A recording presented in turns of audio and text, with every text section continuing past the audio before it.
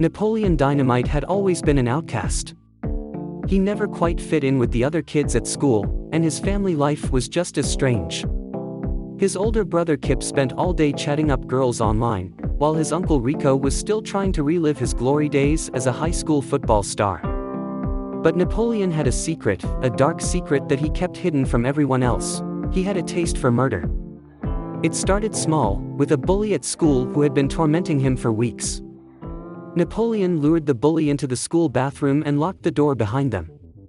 Napoleon had had enough of Brock Zen's taunts and jabs. He had planned it all out carefully, waiting until the school was empty and the halls were silent. He lured Brock into the bathroom with promises of a truce, then locked the door behind them. Brock, a big and beefy guy who had tormented Napoleon for weeks, looked confused and scared as he realized what was happening. What the heck, Dynamite? He growled. What are you doing? Napoleon felt a rush of adrenaline as he pulled out the weapon he had hidden in his backpack. It was a plastic spoon, sharpened to a point, but to Napoleon, it felt like a deadly weapon. I'm sorry it has to end like this, he said, trying to sound menacing. Brock looked at the spoon and started to laugh. What are you gonna do, tickle me to death? He sneered. Napoleon's heart raced as he lunged at the bully with the spoon. But Brock was quick, and he managed to grab Napoleon's wrist and twist it, causing the spoon to fly out of his hand and clatter to the floor. Napoleon stumbled backwards, tripping over his own feet, and fell against the sink, hitting his head hard. For a moment, everything was still. Napoleon lay on the ground, dazed and confused, while Brock stood over him, panting and angry. You're a freak, Dynamite. He spat. You'll never be anything but a freak. And then, something strange happened. Brock's expression changed, as if he had suddenly realized something. He leaned down and whispered in Napoleon's ear. You know what? You're right. I am a bully. And I'm sorry. I don't know what's wrong with me. I'm going to change, I swear. Napoleon blinked, unsure if he had heard correctly. But as he looked up, he saw Brock's face change again, this time into a sinister grin. Just kidding, loser. He said, and kicked Napoleon hard in the stomach. Napoleon doubled over in pain, and the next thing he knew, the bully was gone. When Napoleon finally got up, he felt a strange mix of disappointment and relief. He had failed at his first attempt at murder, but at least the bully was gone. And as he looked down at the spoon on the floor, he couldn't help but laugh at the absurdity of it all. Napoleon had become obsessed with the idea of getting rid of all the people who annoyed him. He had made a list of names and had been planning his revenge for weeks. His latest target was a girl in his class named Stacy, who had teased him about his acne and his love of Liger memes. He had followed Stacy home from school, hiding behind bushes and keeping a safe distance. He watched her go inside her house, and then he made his move. He sneaked around the side of the house and climbed up to her window. He had brought his plastic spoon with him, determined to make it work this time. As he peered inside the window, he saw Stacy sitting at her desk, typing away on her computer. She looked so oblivious, so smug, and Napoleon felt a surge of anger. This was it, he thought. He was finally going to do it. He raised his spoon and tapped on the window, trying to make a menacing sound. But the sound was more like a weak, tentative tap, and Stacy didn't even notice. Napoleon tried again, this time a little louder, but he only succeeded in making a scratch on the glass. He started to panic. What if he couldn't break the window? What if he got caught? He felt a bead of sweat run down his forehead, and he wiped it away with his sleeve. Suddenly, the window opened, and Stacy looked out, frowning. What the heck, Napoleon? What are you doing here? She said, her voice tinged with annoyance. Napoleon froze. He hadn't expected her to open the window. He had no plan for what to say next. He stammered. Stacy rolled her eyes. Talk to me about what? She said, crossing her arms. Napoleon's mind went blank. He couldn't remember why he had come here in the first place.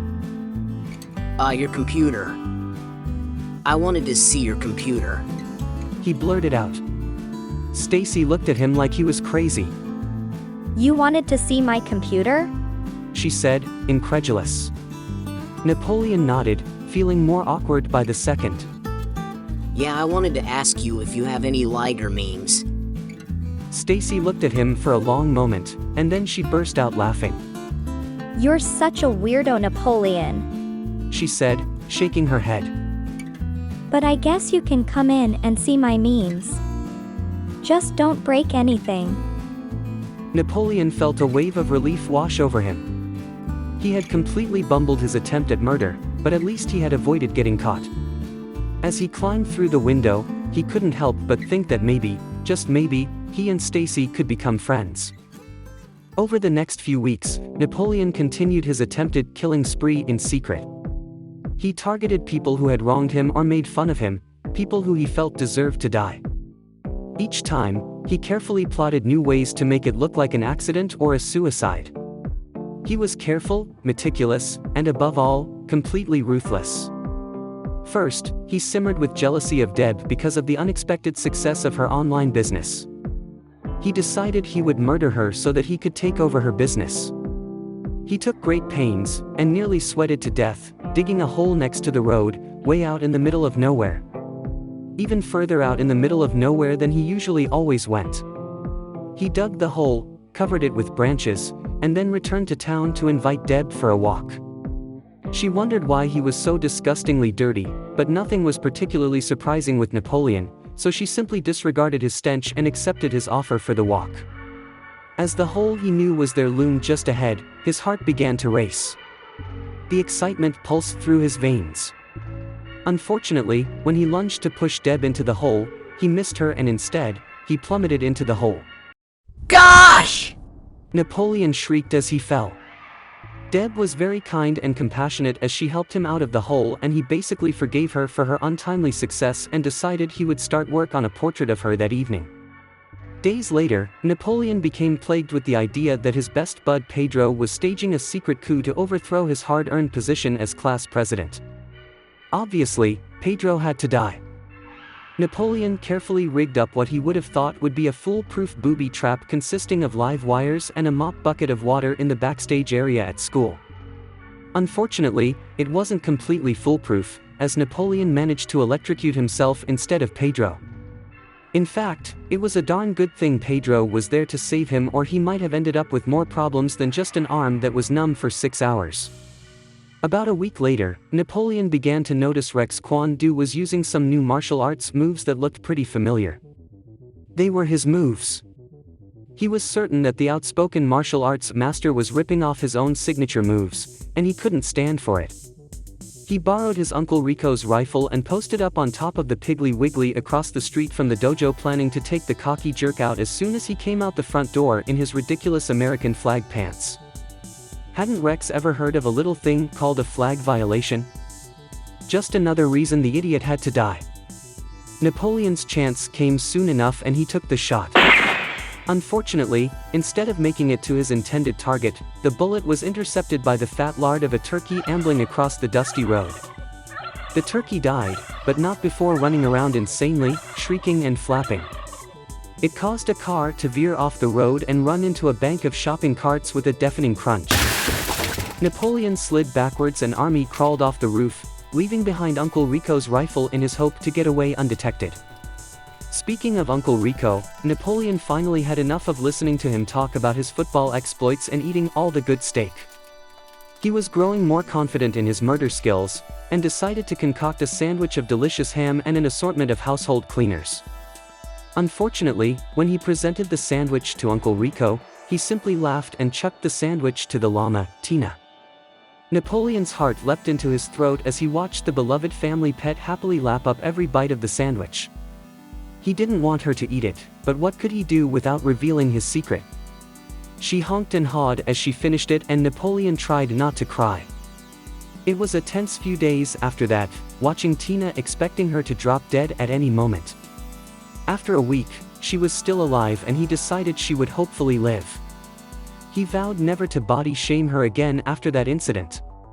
After another week, Napoleon was getting ready to attempt another murder. He was plotting out a plan to kill his brother Kip when he heard a knock on the door. Peeking through the peephole, he saw 2 police officers standing on his porch. His heart skipped a beat. He began to sweat profusely. Had they figured out what he was up to? He nervously opened the door, trying to appear casual. Hi, officers. What brings you here?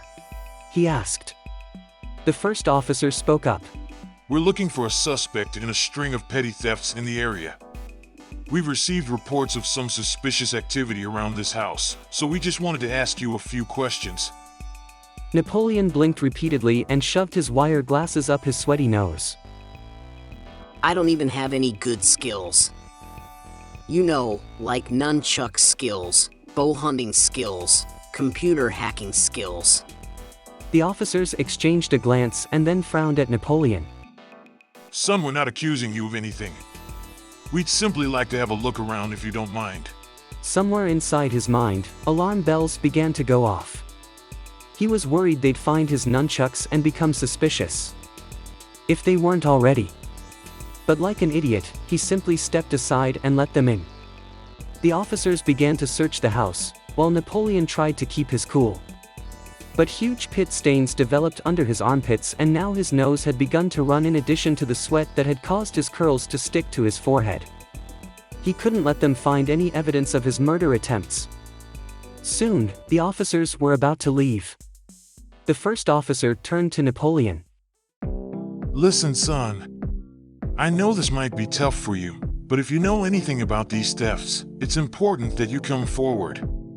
We're here to help you, not to accuse you of anything. Napoleon felt a pang of guilt. He almost blurted out everything he had done, but he managed to stop himself just in time. Thanks, officers. I'll keep that in mind. The officers left, and Napoleon let out a sigh of relief. He realized how lucky he had been. Although he knew he was an impeccable attempted murderer, who made practically perfect plans, he realized he could have ended up in serious trouble if the police had caught wind of what he was doing.